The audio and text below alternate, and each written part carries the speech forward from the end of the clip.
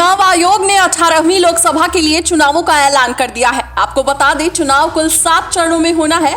पहला फेज 19 अप्रैल, second phase 26 अप्रैल, third phase 7 मई, fourth phase 13 मई, fifth phase 20 मई, six phase 25 मई, seventh phase 1 जून और 4 जून को पूरे देश की काउंटिंग होनी है। चुनाव की तारीखों का ऐलान होते ही पूरे देश में एक साथ ही आदर्श आचार संहिता लागू कर दी गई है। नवनियुक्त चुनाव आयुक्त ज्ञानेश कुमार और सुखबीर सिंह संधू के साथ मुख्य चुनाव आयुक्त राजीव कुमार ने लोकसभा चुनाव की तारीखों का ऐलान किया है। बता दें, सिक्किम, अरुणाचल प्रदेश, उड़ीसा, आंध्र प्रदेश, इन 4 राज्यों में लोकसभा चुनाव के दौरान ही विधानसभा चुनाव भी हो जाएंगे।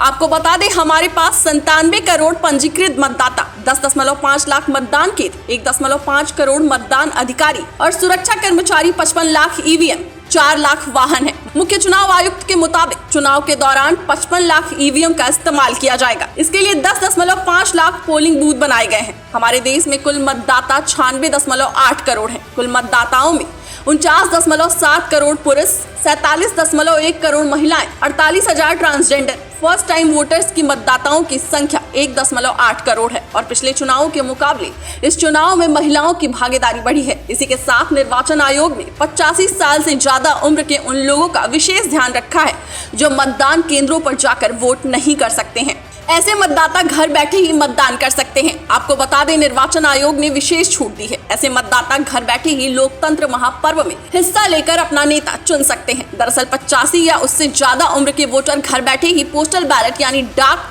मतपत्र से मतदान कर सकते हैं। पहले इस सुविधा का लाभ 80 साल से ज्यादा उम्र के वोटर उठा सकते थे, लेकिन अब इसमें संशोधन करके उम्र की सीमा अब 85 साल कर दी गई है। मुख्य चुनाव आयुक्त राजीव कुमार ने कहा कि सबसे बड़े लोकतंत्र में चुनाव कराना चुनौतीपूर्ण है, लेकिन हम तैयार हैं।